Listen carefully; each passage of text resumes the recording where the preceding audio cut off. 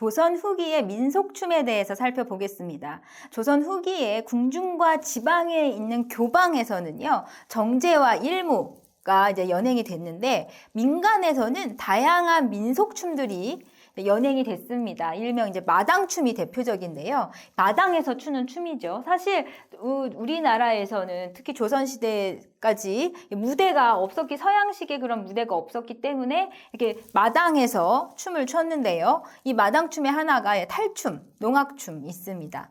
그리고 이제 불교 의식무가 여전히 이제 추어졌고요. 유교 국가였지만 비록 불교 의식무도 계속 연행이 됐고요. 이제 무속춤, 그리고 각종 백희, 자피들이 이제 연행이 됐는데요. 이런 민속춤의 주체들은 농민, 제인, 광대, 무당 등이 이 세시풍속 때 연행을 했습니다. 대표적인 것이 산대희라는 것이 있습니다. 산대는 나무로 높은 단 위에 만든 무대입니다. 그러니까 무대 위에서 하는 여러 가지 유희인 거죠. 그래서 산대에서 연행하는 가무 백희가 바로 산대희입니다. 근데 따로운 말로는 산대잡극, 산대잡희라고도 부르고요. 이 여기서는 뭐 헌선도나 처용무나 장대타기, 불놀이 등 뭐 정제부터 시작해서 뭐 다양한 놀이까지 다 연행이 됐습니다. 특히 이제 조선 후기 탈춤과 농악의 형성과 발달에 이 중요한 토대가 된 것이 바로 이 산대희입니다.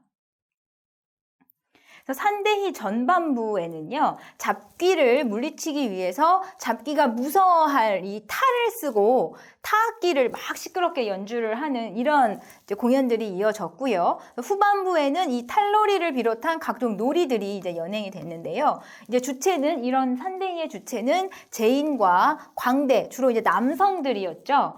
그래서 이 지역을 기반으로 탈춤과 농악이 발전이 됐습니다. 이 탈춤과 농악은 거의 남성 춤꾼들에 의해서 마당에서 연행된 마당춤인데요. 이런 남성 춤꾼들에 의한 탈춤과 농악은 18세기 후반 탈춤 구조 형성에 매우 크게 영향을 미쳤습니다. 대표적인 것이 양주 별산대놀이 그리고 송파 산대놀이인데요. 양주는 이제 경기도에, 그리고 송파는 서울이죠. 서울, 송파, 잠실. 네, 그래서 이 경기도 지역에도 크게 영향을 미쳤습니다. 산대희에서 연행된 여러 가지 기계들은요, 지역 축제나 민간 연희에서도 이제 많이 활용이 됐습니다. 특히 이제 산대도감이 폐지된 이후에 각 지방으로 이런 연희들이, 그리고 이 광대들을 제인들이 이제 퍼져나가면서 탈춤, 오광대, 별산대놀이, 그리고 남사당패놀이 등의 이런 가명극으로 이제 발전이 됐고요. 이런 가명극은 현재까지도 전승이 됐습니다. 그리고 이제 특히 이 제인들이 모이는 것은 사람들이 많이 모이는 곳이겠죠. 그래서 교통이 발달됐다거나 아니면 이제 상업에서 뭐 장이 많이 선다거나, 특히 이제 경상도 같은 경우는 이제 한반도가 있으면 이 낙동강 유역을 따라서 이제 제인들이 많이 모이기 때문에 낙동강 유역의 상업 요충지를 따라서 이 오광대 놀이라던가 야류가 번성을 하게 됩니다. 탈춤을 보겠습니다. 인적, 물적 교류가 활발한 곳에서 탈춤이 이제 번성을 했는데요. 서울 지역을 보시면 한강변의 애호개, 녹번, 노량진, 송파 등 이제 교통의 길목이 되는 곳들에서 이런 탈춤이 많이 영향이 됐습니다. 교통의 길목에는 사람들이 많이 모이겠죠. 네, 그래서 이제 이런 탈춤들이 많이 활성화됐는데, 특히 이제 황해도, 해주, 봉산 등의 상업도시에서도 탈춤이 이제 형성이 돼서요. 이제 황해도의 해주 탈춤과 봉산 탈춤이 가장 큰 그리고 중요한 탈춤들 중에 두 개입니다. 탈춤의 내용을 보시면 양반과장, 노장과장, 영감할미과장 이렇게 크게 세 틀로 볼 수 있는데요.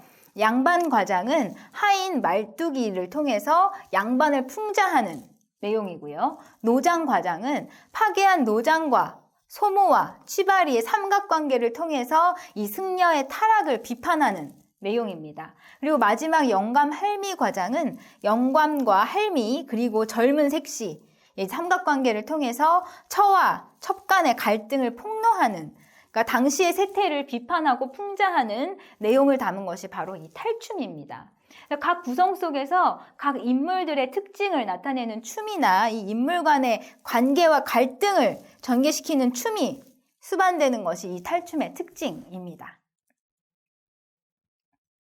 탈춤의 종류에 대해서 보실 텐데요. 경기도 지방에서는 이제 주로 산대놀이라고 많이 부릅니다.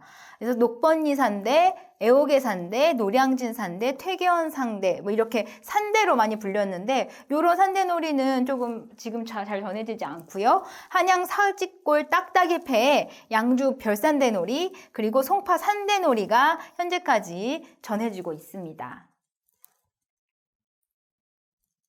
그래서 황해도로 가면 이제 탈춤으로 이제 불리는데요. 이 크게 봉산탈춤형과 해주탈춤형, 큰 두 갈래로 탈춤은 나뉘고 있습니다.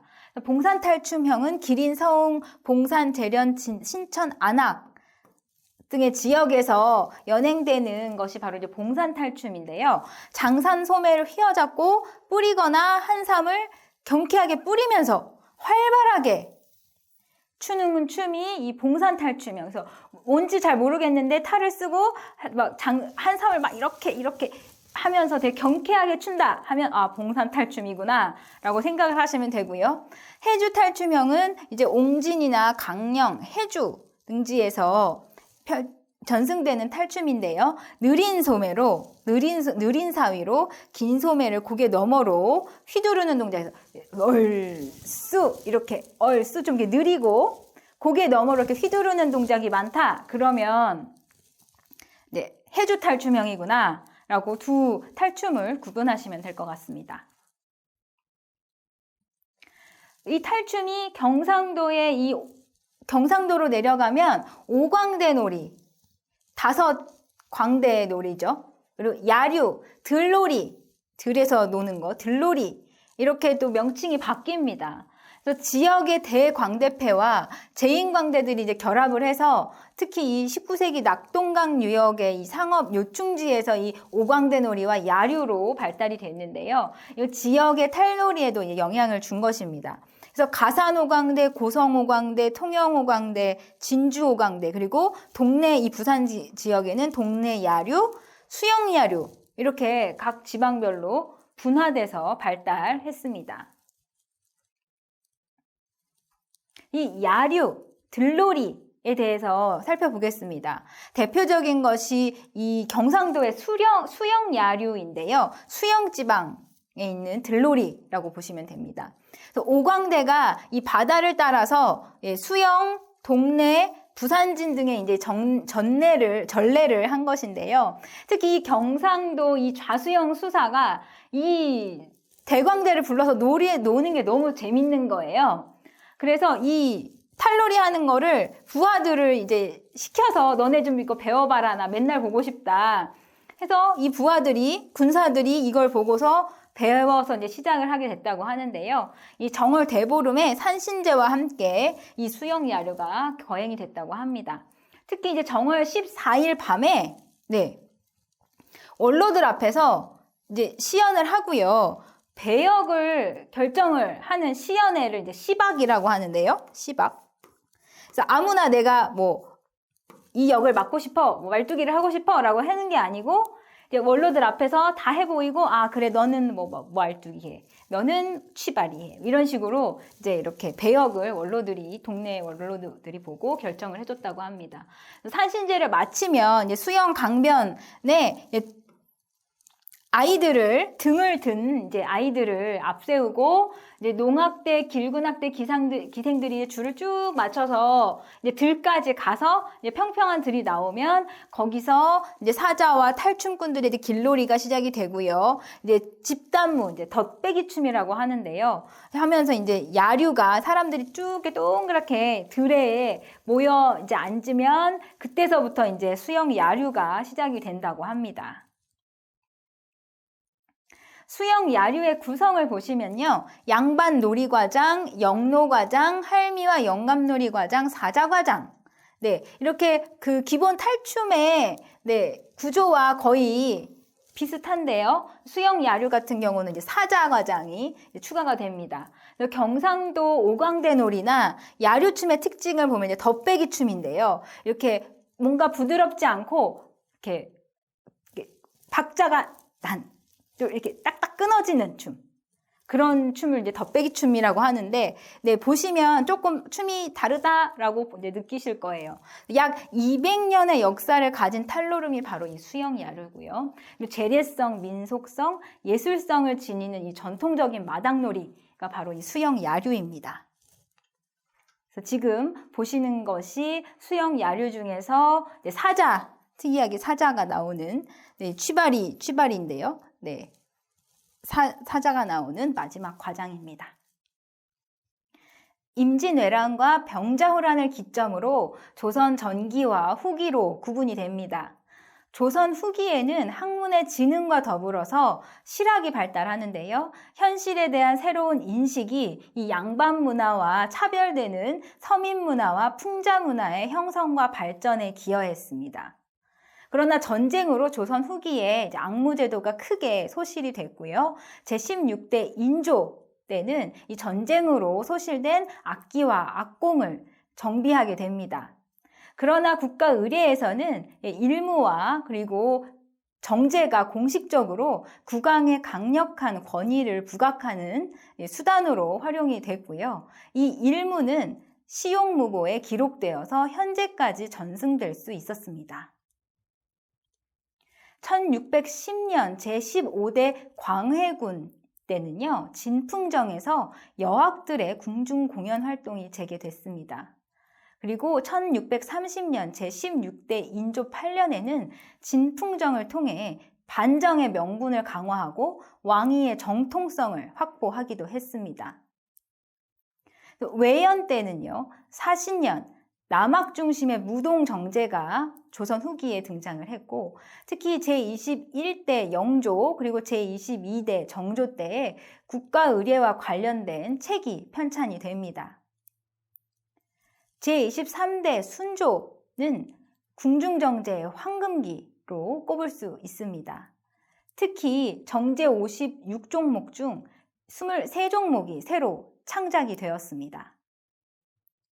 효명세자가 직접 악장을 지은 예제정제가 등장을 했고요. 이 예제정제에 전학 김창아가 맞는 춤을 창작을 했습니다. 춘행전은 1828년 효명세자가 순종숙 황후의 40세 탄신년을 위해 창작한 춤입니다. 이른 봄날 나뭇가지에서 노래하는 꾀꼬리의 자태를 보고 정제화했는데요. 무산향과 함께 궁중정제에서 유일한 동무입니다. 제26대 고종 때는 이 정제의 종목과 출연자의 수가 증가해서 정제의 규모가 커집니다. 그리고 1893년 정제의 절차를 기록한 무보인 정제무도 홀기가 제작이 되어서 현재까지 궁중정제가 계승되는 데 큰 역할을 했습니다. 조선시대 정제의 특징은 정치성, 연희성, 예술성, 그리고 동시대성과 현장성을 들 수 있습니다. 교방은 기생을 중심으로 가, 무, 악을 관장했던 기관인데요. 지방 관아에 부속된 곳으로 각종 기회를 익히던 공간이기도 했습니다. 교방에서는 궁중의 정제를 간소화하여 사신연, 지방관청의 다양한 연회를 담당했습니다. 17세기 산대도감이 폐지되면서 각 지방의 탈춤, 오광대 그리고 야류로 발전을 했는데요. 낙동강 유역을 따라서 오광대와 야류가 발달했습니다.